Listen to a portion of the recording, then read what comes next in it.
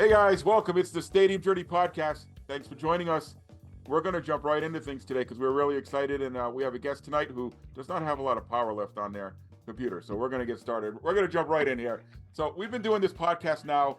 Dave just told me it's our seventh season. It's our seventh season opener. We've had guests from all over the sporting world.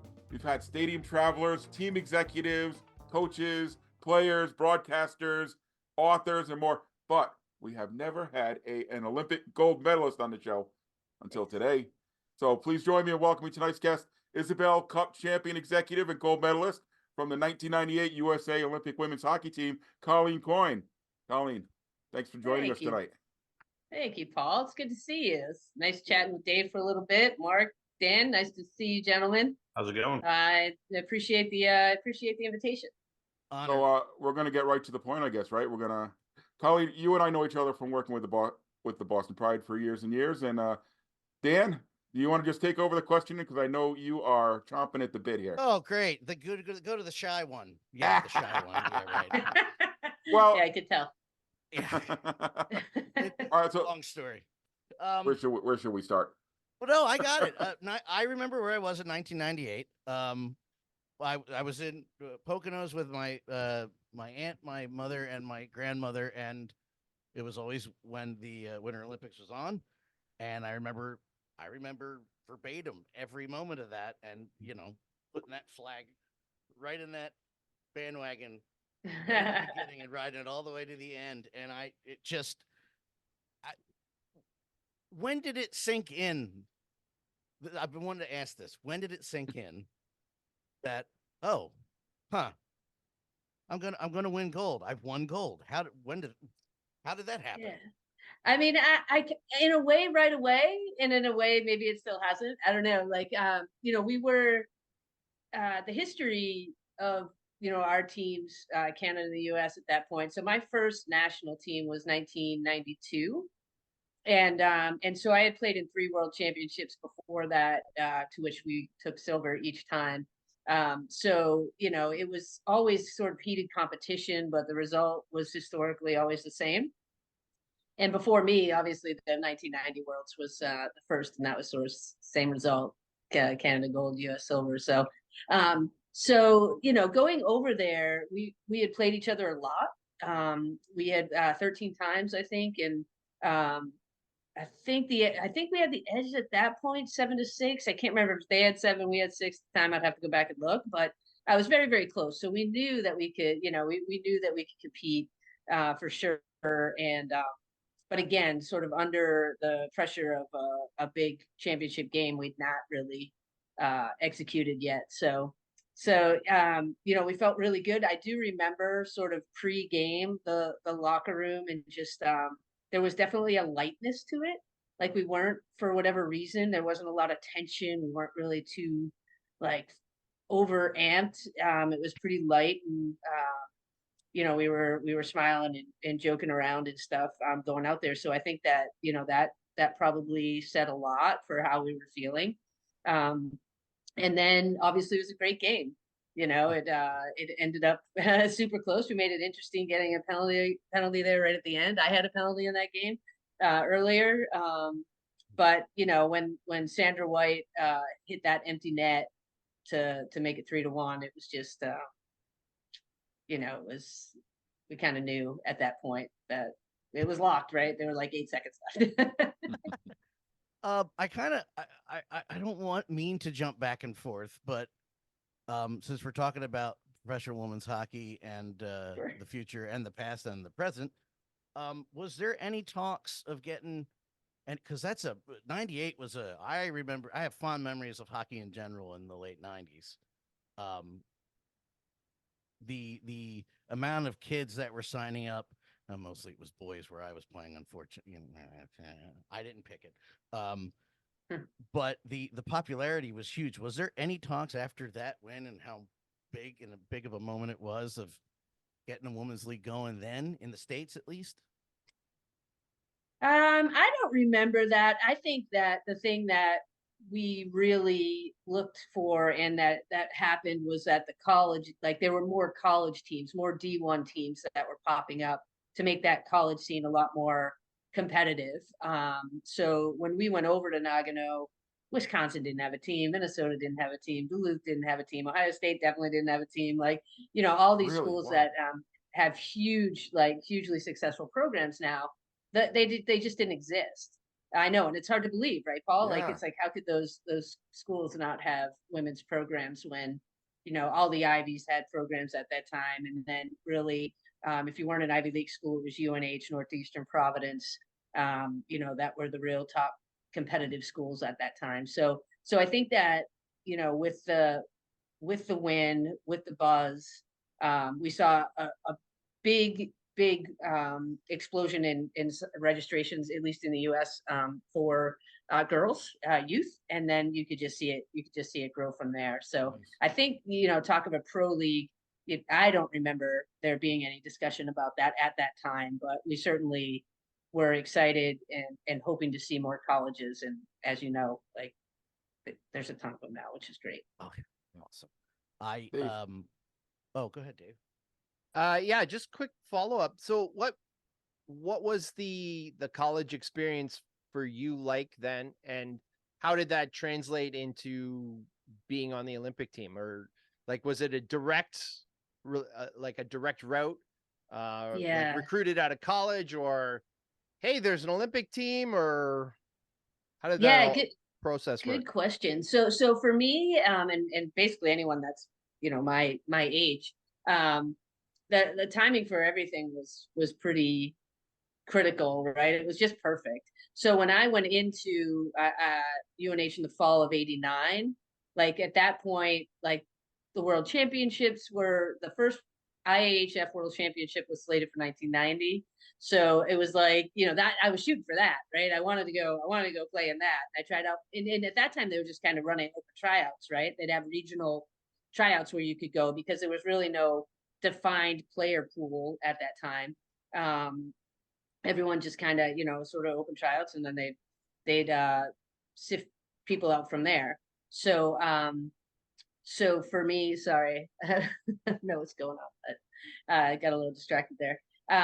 So for me, I tried out for that 1990 team and didn't make it, but I still had 4 full years of college to train and compete and get ready. So I went back, obviously tried out again for the 1992 team, made that, and then from there, every year you obviously have to, keep fighting for your spot. So while you weren't really recruited out of college, like, that timing was perfect. And I think it was like midway through that we learned that, the sport was going to be included in the '98 Olympics. So it just gave you, one more carrot to chase, and to stay in the game, because prior to that was the end of the road, right? Right. It was like, you finish your college career, and that was it.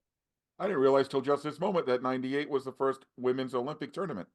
Yeah, that was, exactly. Yep. The things we take for granted in 20 short years, right? I try not to.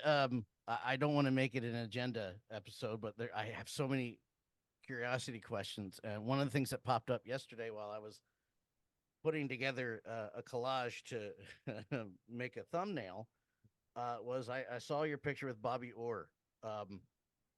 What was the acceptance like after that win, as far as present and former NHL players? Honestly, even leading up to, I mean, all the players were different, as they are right now, right? There's going to be players that are super supportive and vocal about it, and they'll wear the sweatshirts and they'll wear the jerseys, and they'll, like, be really open about their support for it.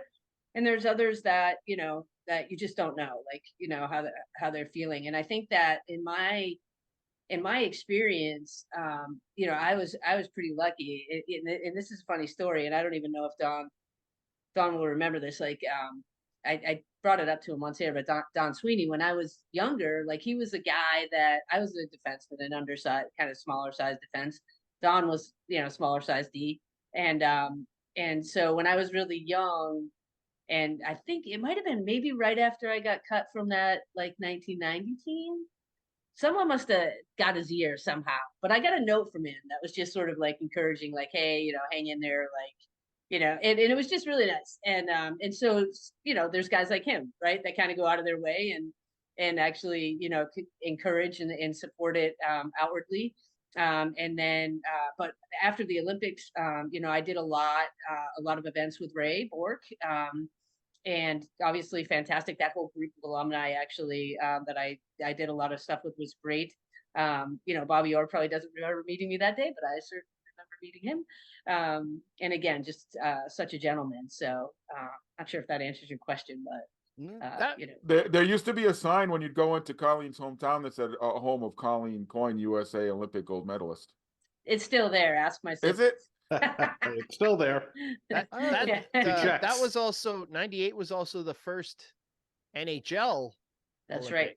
Yep. That's so right. there was, I think you had a lot more opportunity for, confab in the Olympic Village or meetings or whatever. Yep, absolutely. Was that the one Yeah, where that was interesting. NHL players trashed the hotel?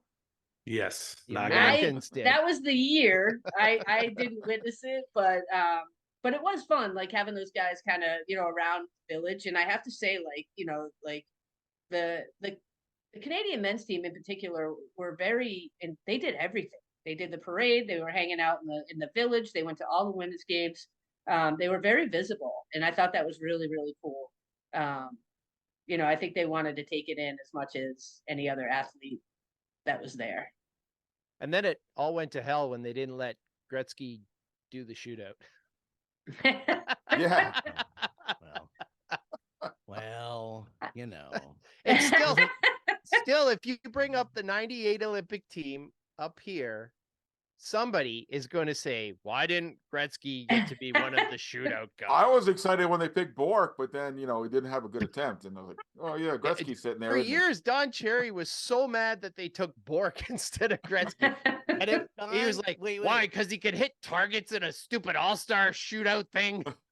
Oh my Don God, too Cherry funny. was mad about something for a couple of years. Oh, No. don't get me started, But it people. was in Canada. Usually he's just mad at the American teams. Yeah, the Americans were horrible, terrible up there, if I remember. He was The men, having, the men twice. struggled a little bit. Yeah. Mhm. Is it still me? Am I still going? it could be you all night tonight. Because It could be all you. It can, but I don't want to hog the. Well, yeah. No.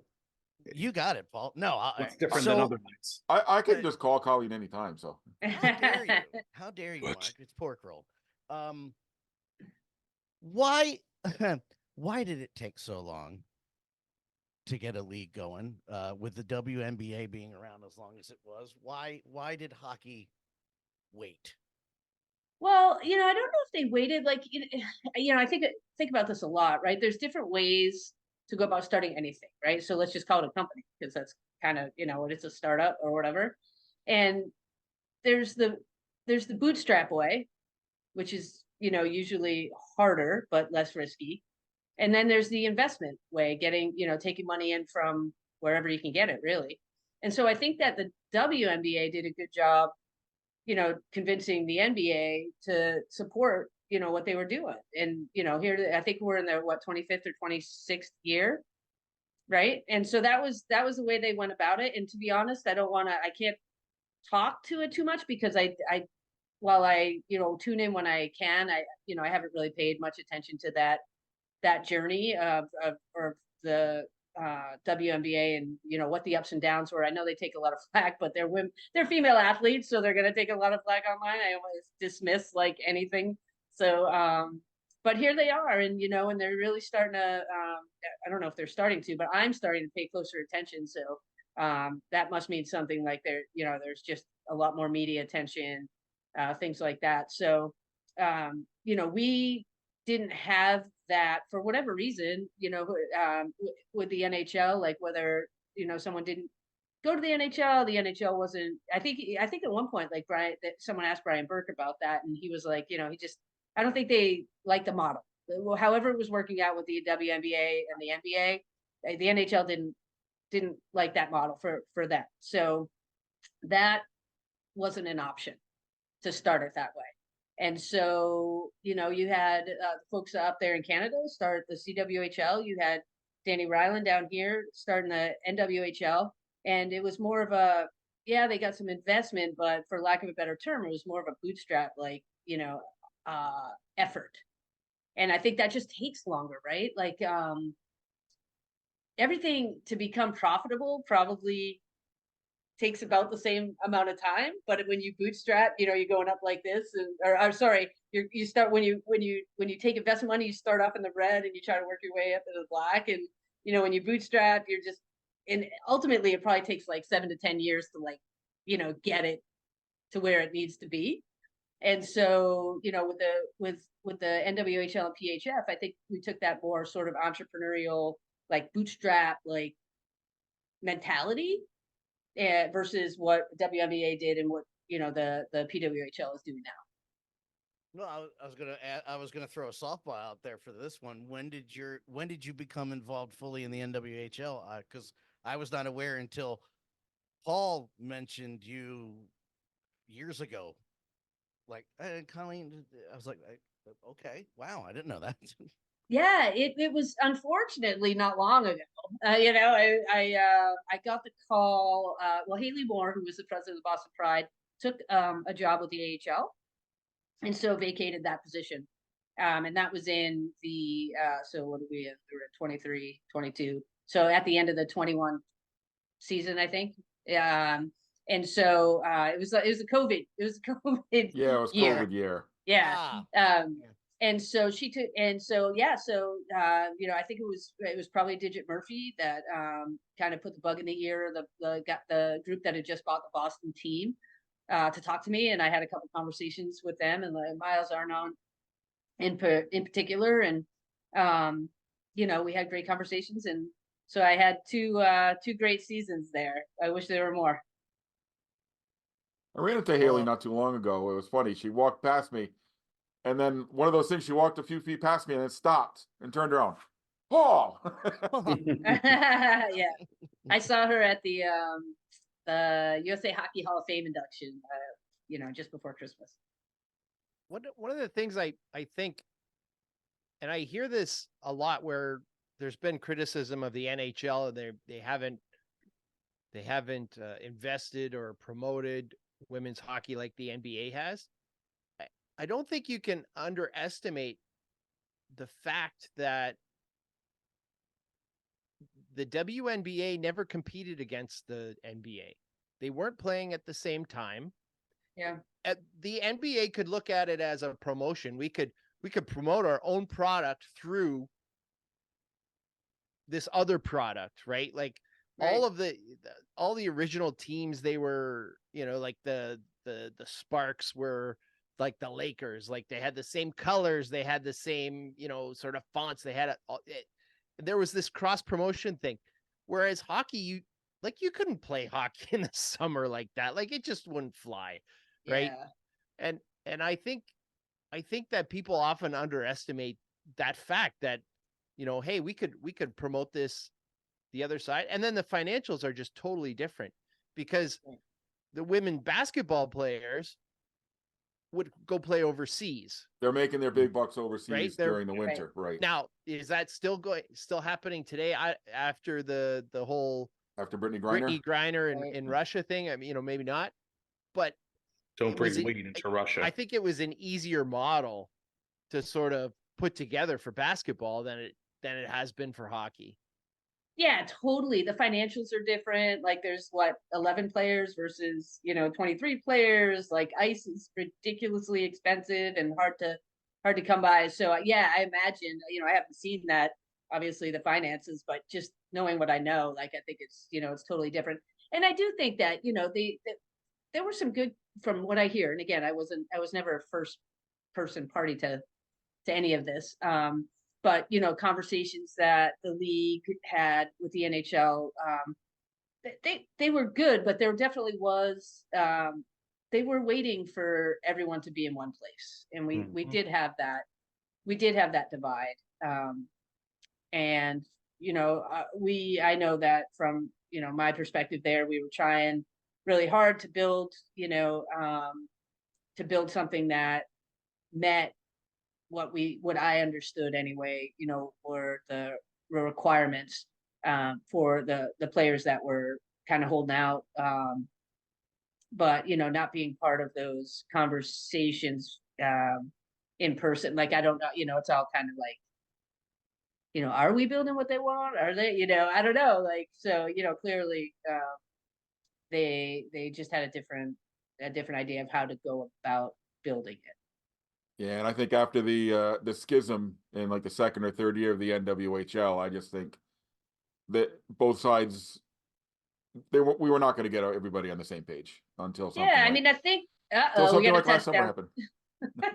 Touchdown. Yeah, I think yeah, for those people just following along, apparently there's some football game happening at the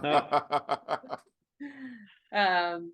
So yeah, so it was it's a difficult situation. But I think now you see, like, even just watching the different social media handles, even the league handle from the NHL, there's a lot more activity from them promoting. We, as Paul, as had a great relationship with the Bruins. They always were helpful. When we were trying. But I think we were the exception. Maybe, yeah, yeah, maybe, but I still never took it for granted. I thought they were fantastic. And so, they continue to be so for, it seems like, for this new Boston team. And, but generally, when you just see from the home office, the NHL, like social accounts, you'll see them promoting and stuff like that, which is stuff we didn't see in the past. Was if you can't answer this question, totally understand. How long was that writing on the wall? Is it something you guys saw coming, which was the shutdown, the basic cutting off of the league and the startup of the PWHL, or was it something you saw coming? No. I'd be shocked if you talk to anyone who saw it coming. I mean, it was a shock. It was a shock. That makes me so sad. I'm glad to hear that answer, Cohen, because I keep thinking back to the last time we saw each other after Minnesota knocked us out after those 2 sold out games at Bentley Arena with crowds of over 2,000 people. Right. Just looking back, and this is just maybe just me circling in my head, just thinking like she knew it was done. Just the way our conversation went. Like she had to know, and I've told Pam that she had to have known, and Pam's like, you know what? I think you're right, but I'm glad to hear that it was otherwise. No, in fact, I was so obviously so disappointed after we had such a fantastic season, and then to have that event with those games and those crowds, and I was just like, we're building this is such a great sign of the future, because as much as I we loved playing at Warrior, it was becoming, in my mind, it was becoming clear we needed to find a bigger. It was too small. It was 700 people. We needed to find a bigger arena, and so that's sort of I remember sort of loading out after that second loss and packing up all the apparel and and by the time I left, I was the last person in the building aside from the people cleaning it up, and just kind of staring out over the ice, going this sucks, but that was awesome. But it, and just really hopeful. Although in my brain, I was I got to get to work and try and figure out where we can play. Oh, wow. Needless to say, that didn't last long. Oh. So, how did you feel? There's been lots of press about the opening week of the PWHL. Yep. All these letters are confusing me, man. I know. Lots of press. I think it's fair to say there still needs to be a little bit of wait and see to see if it's really gonna run. How did you feel about this past week? It was exciting. There's obviously a lot of emotion attached to it. So it's Paul, I think I saw a tweet from you that was just forgive me if I'm a little bit crusty. But because there's a lot of emotion attached to it, right? Paul's been calling out people left, right, and center. It's been awesome. Good. Yeah, good. Calling out Billie Jean King, taking her So- down. Hey, I'm just sick of people saying this is the first professional women's league ever. It's like, no, don't Oh, forget hey. who did all the hard work to get you where you are now. The Wait a minute. CWHL, even Wait. before them. Yeah. Wait a minute. I'm so glad you were tweeting that real quick. I'm sorry. That was pardon me. It was pissing me the hell off so much because I was watching every single game, and every time I heard that, I was like, I'm gonna don't tweet it. Don't tweet it. And then that last game, I finally tagged him. I'm like, and I didn't curse. I said, what gives? Why? Nobody's answered me. I Yeah. did hear a reference later, and Ryan Burgess, who used to work I was with just the going to Utes, mention Ryan, yeah. confirmed it.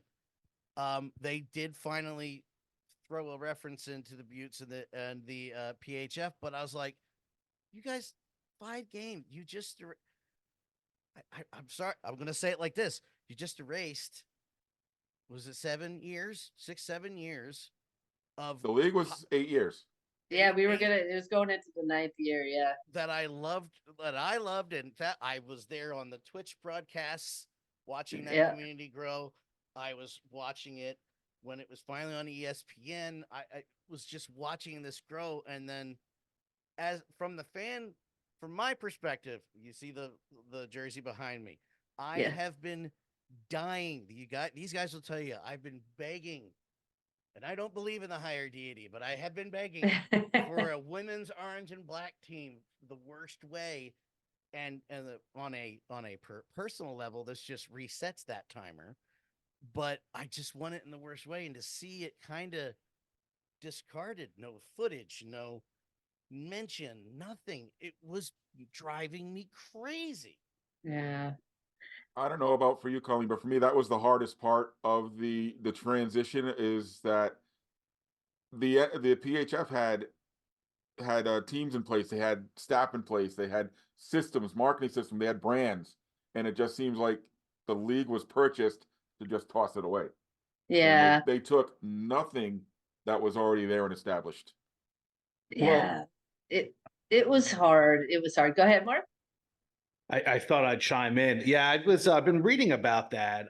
Number one, the previous team logos, was that something that the PWHL could take, or would they have to buy it or purchase it? My understanding, and again, like obviously not being involved, but my understanding is that they bought like the rights to everything. Okay. So it was part of Well, the okay, deal.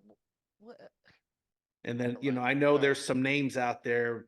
We saw a list of like, these will be the names of the teams, but They took that back really, walked that back really quickly. walk that back. But- Yeah, for sure. Yeah, but I'll be surprised if, well, at least the Boston one. The Boston Wicked, no. Yeah. I'll have to root for a different team, I'm sorry. I would love to see a logo with a witch for a women's team. That'd be awesome. I mean, Yeah, that's You know. Salem though. That's not Boston.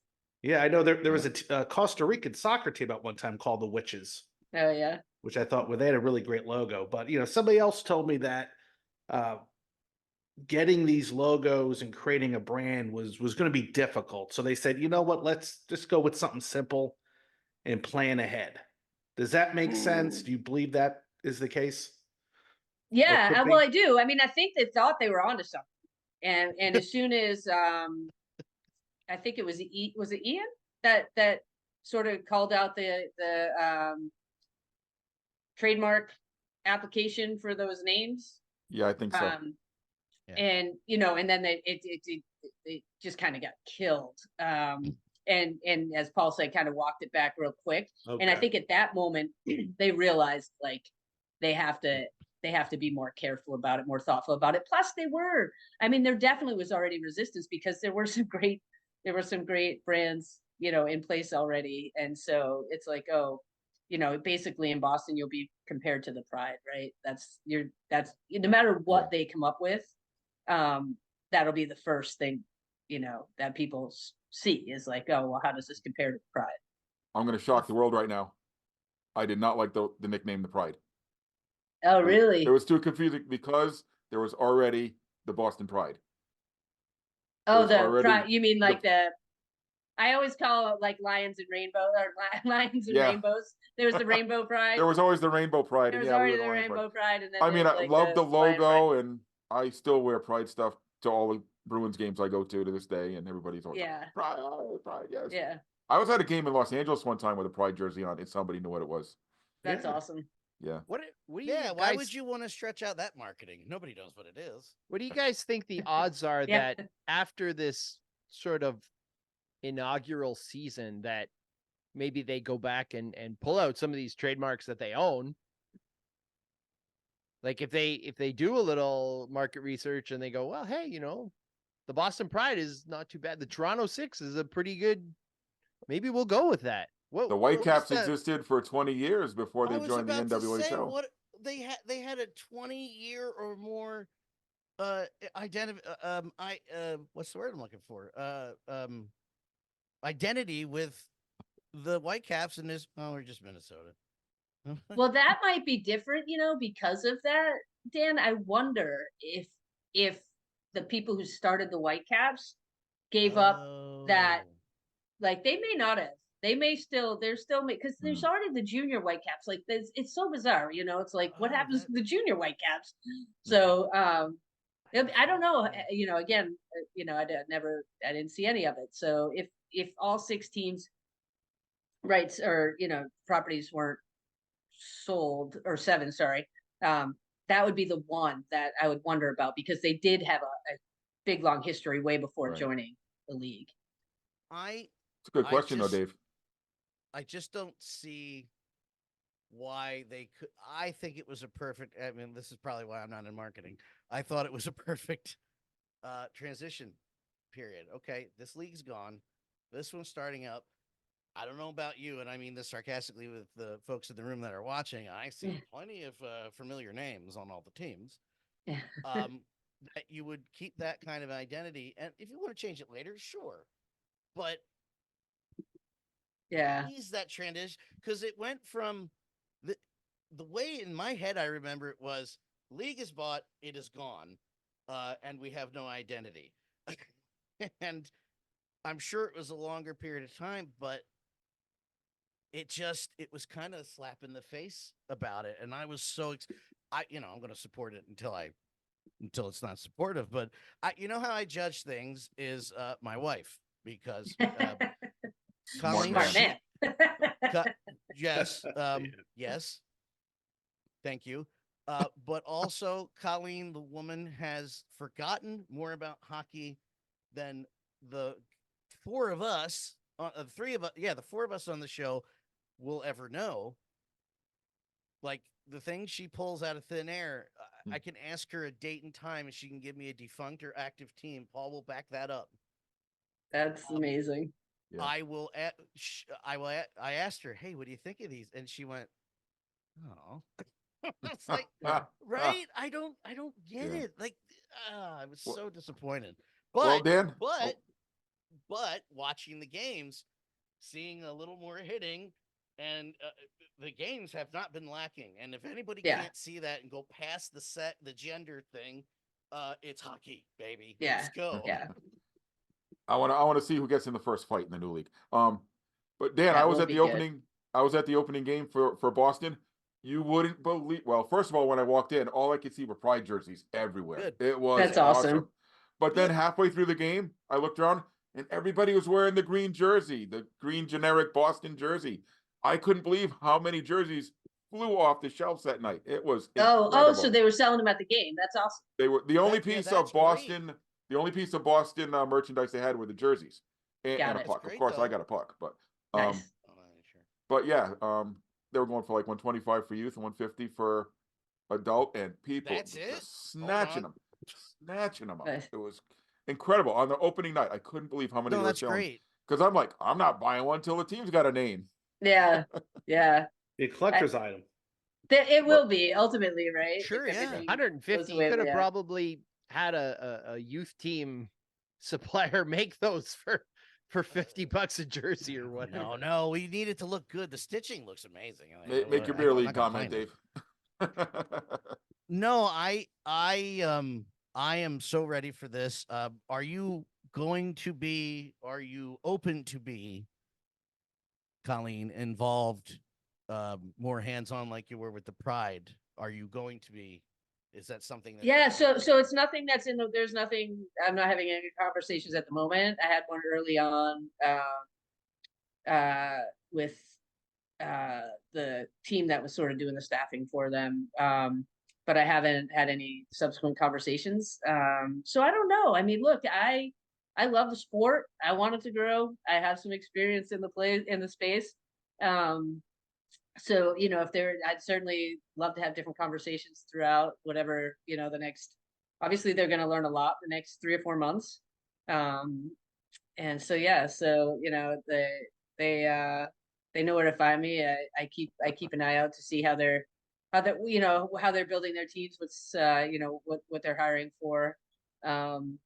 But yeah, I guess it's sort of wait and see. I certainly am not against it like that. I have no animosity in that sense. So yeah, so we'll see.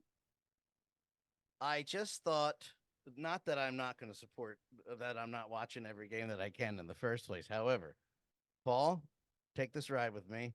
I found a way that they could turn it all around. Keep the same championship cup. Oh, I had a dream the other night that this is a funny one, so that's why I'm sharing it.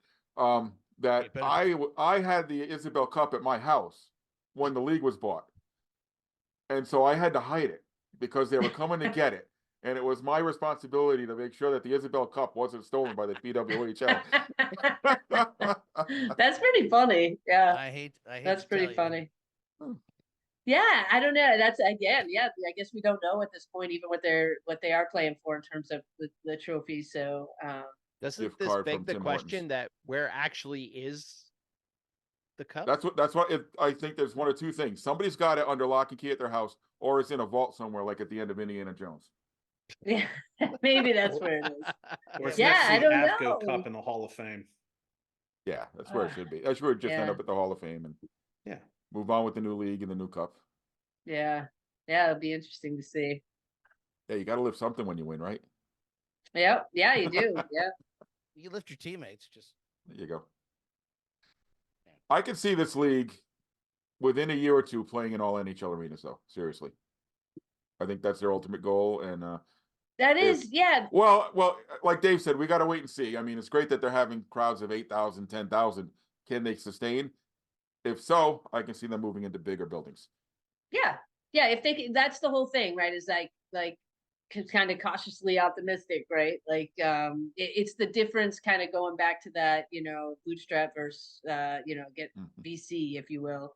When you have that type of money up front, they've done great. Like the broadcasts have been great, they've been easy to watch, easy to find. Obviously, the buildings that they're playing in have been fantastic, and I know that's not cheap. So they're definitely putting a lot of money into getting it off the ground, and then you just have to, and as we all know here, like the product, the on ice product is great. So you just have to make sure you can continue to capture that audience and that commitment and get people to actually show up at the buildings and show up at the games. So we'll see if they can do that. I mean, they're, like I said, they're certainly putting the time and the money into promoting. So I'm hopeful. I would like American TV to not wait so long to put it on the air, please. Yeah, I've listen, been watching on YouTube. I'm not upset about the YouTube broadcast because it's one click, but if you could get that on ESPN or somewhere. Yeah. Please, gentlemen, let's get the ladies going. I've been very excited that 12 Pride players from last year are in this new league, because that was a concern. When the league started, it's like, are they're freezing out all the employees? Are they going to freeze out the players too? But also, Colleen, do you ever see where you were just talking about the money and the support? Do you ever like want to shake somebody and say, "Where were you when we needed it?" Well, yeah, I mean, sort of, but the partnerships they formed, with Billie Jean, and Billie Jean has the connections, and the Walters family certainly has the money. They spent $1 billion on 2 pitchers, so we know that they have the cash to do it, and but they're also business people, so I mean, they've got their 8 years promised. And, so basically they got 8 years of runway to make it work, and, you got to hope that if they are successful in maintaining and growing the audience, like maintaining the audiences where they have them, growing them where, they weren't as crazy, that those salaries will go up too. Right. So that's, throughout those 8 years. So, I think that's, that you have to hope that that's how it all plays out.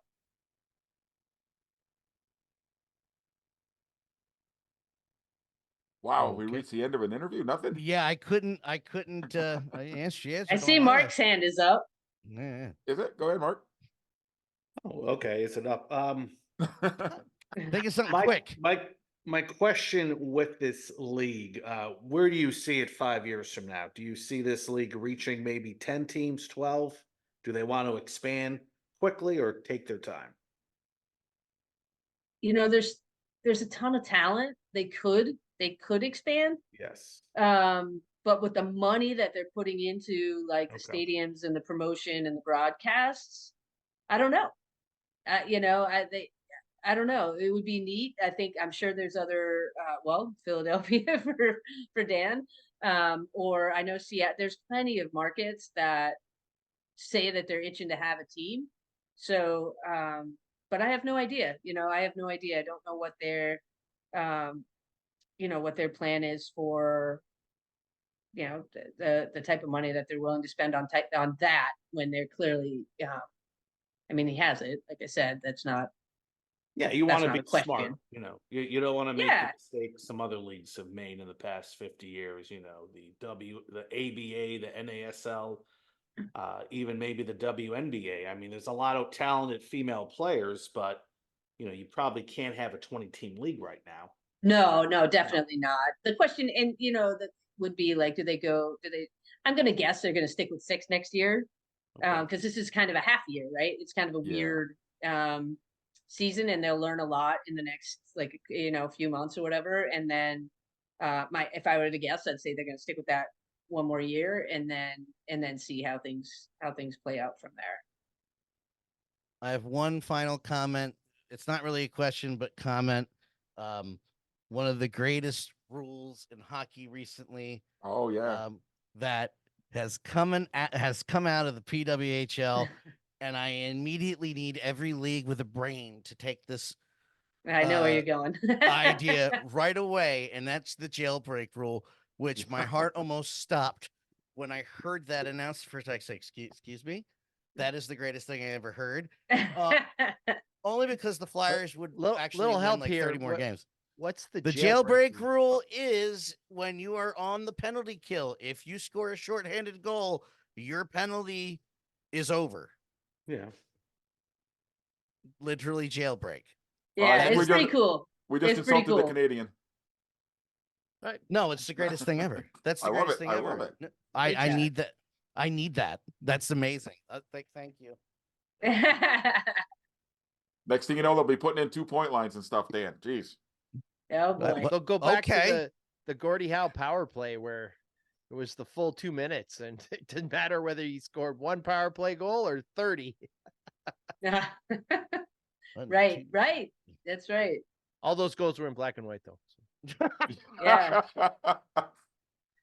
Wow. On that note, Paul. Colleen, what are you doing to fill your time now that you're not running a professional hockey team?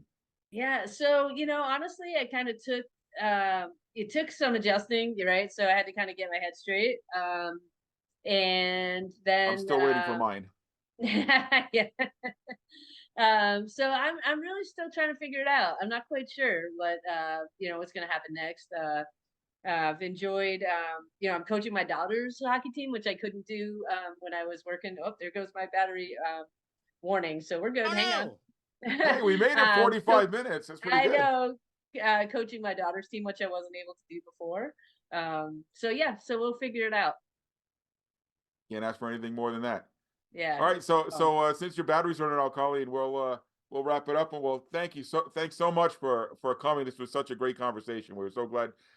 I've talked about this with you on and off for a while. We finally made it happen. So I'm so glad that you were able to make some time and join us. Absolutely, gentlemen. It was nice meeting you all, and you can find me online, LinkedIn, wherever, if you ever want to chat again. All right, Thank sounds great. you. Thanks so much. Thanks, guys. Here, I'm gonna do it. I'm the producer. I'll make the decision. There you go. So you mentioned I meant that sarcastically. You mentioned before the show, Dave, the trade the Flyers just made, and well, there's two things that happened. I was so gobsmacked that Colleen was actually on the call. Your reaction when I told you, Dan, was so funny. Was it was because also I read your message and then got distracted, as one does when you're me, and then read it an hour later, went, holy sh. And because she was there, I was like, I don't care. I don't care about what you're saying in general. Cutter Gaultier was a draft pick. He was a top draft pick for the Flyers. He didn't even talk to them. He saw who was coach and told Danny Briere and Keith Jones, I don't want to play for him. Trade me. So they traded him. That's why it's shocking. That is why it's shocking. He didn't even want to talk to the team. So he is gone. Bye. We got Drysdale, who's young.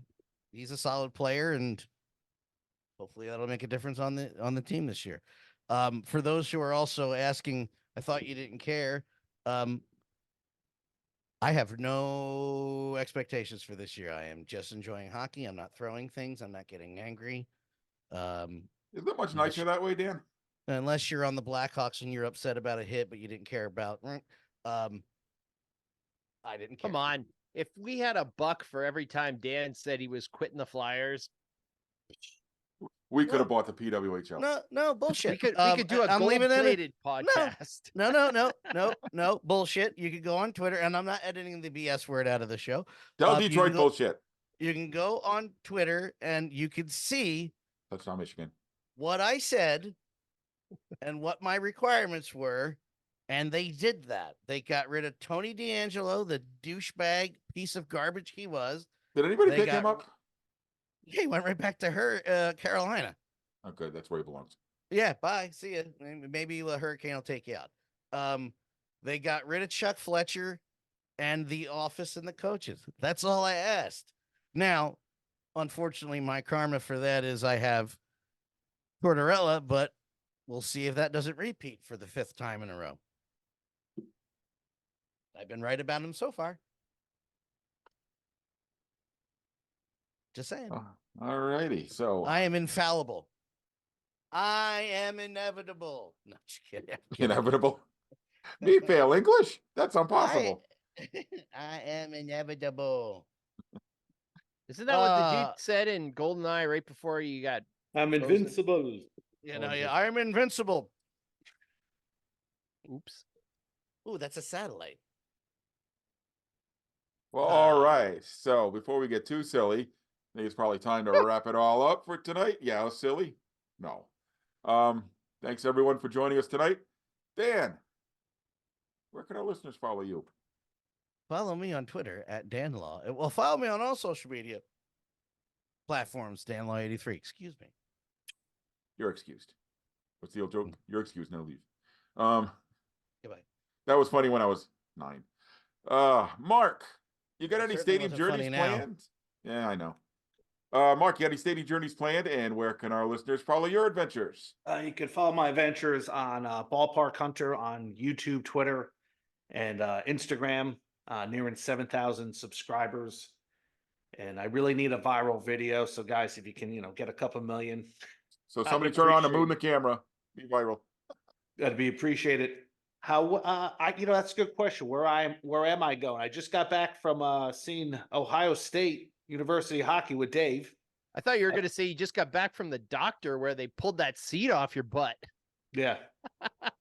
Were the seats as teeny tiny as Dave was saying? Oh my gosh, they're so My bad. goodness. I mean, there's a video shot of Dave and some drunk guy from Minneapolis.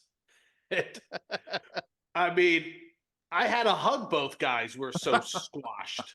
And when you lift up, yeah, the seat sticks to you. It was hard. What, when you go to an old college stadium like Notre Dame or Purdue or Green Bay Packers, you kind of expect that in bleacher stadium, not a arena built 1998. Yeah, those seats were bad. Don't And they these were realize like the average fan padded is stadium seats. That it wasn't like they were benches or anything. No, they were, they were nice cushioned seats. I hate to see that place packed for a basketball game. I don't know where I would stand. I wouldn't be able to sit there. I've been on, Allegiant Airlines, JetBlue Airlines with more comfort in my seats in that place. wow, that's saying Yeah, something right there. it was bad. And if you don't believe me, try it out one day. That was a shame. That was a shame. That was very noticeable. And then your knees are banging against, the seats in front of you. So you have that aspect. Thankfully, it wasn't packed, so we found a Yes. corner that was a little Oh. less populous Oh. and spread was- out a bit. We had a few seats in between. So Yeah, it was heaven. It was heaven. Like that. But like I said, that place is packed, full house for another event. Ooh, God bless you. yeah, can you imagine if Ohio State was really, really good at the time and Michigan coming in? Wow. Yeah. It'd be Yeah. nasty. And the students and everything. There weren't really any students there. No, it was no band, no students. It was that time. But it was a nice crowd. It was teddy bear toss. So, and a lot of people when I posted the picture were like, "Wow, that's a good crowd for an Ohio State game." So, I think Dave and I went on a nice night when Dave will get a nice review for the website. Speaking of teddy bear toss, did you guys see Hershey the other night? Oh, shut up. 75,000 teddy God bears. damn it. Did you hear our buddy Zach Fish's call though? Yeah, I was watching it. Sweet cuddly mayhem. I love that line. Yeah, that was good. So what? The man knows how to call a game. He's Yeah. better than the Phantoms guy. Sorry. Hershey Bears doing it again. All right. Dave, you got any stadium journeys planned, and where can our listeners follow you? You can follow me Twitter, Instagram, Threads, YouTube at Profan9. Just getting back from Ohio State and other vacation spots, so we're back into OUA basketball and hockey, and it's that time of year again. So coming up next week is one of my favorites. It's the Frosty Mug, and I know Paul, you like the title of that game. I could go for a Frosty mug right now. I'm telling But you. yeah, me and a couple old guys, and then 5,000 university students in Guelph. So it'll be a good time. So yeah, follow all that at Profan9. All right, let's see. For me, you can follow me on all the social media channels at PuckmanRI. Where am I going to be? It's all the schools are back in session, so that means I am PAing my butt off. Let's see. You can find me at Brown. You can find me at Providence College. You can find me at UMass Dartmouth. I don't think I've got anything planned in the next couple of weeks aside from PA duties. So, but that's all right with me. I love it. Again, Puckman RI. And remember, you can find all of our 2,500 stadium reviews, news items, and other feature stories on our website, stadiumjourney.com. Connect with us on our social media channels at Stadium Journey.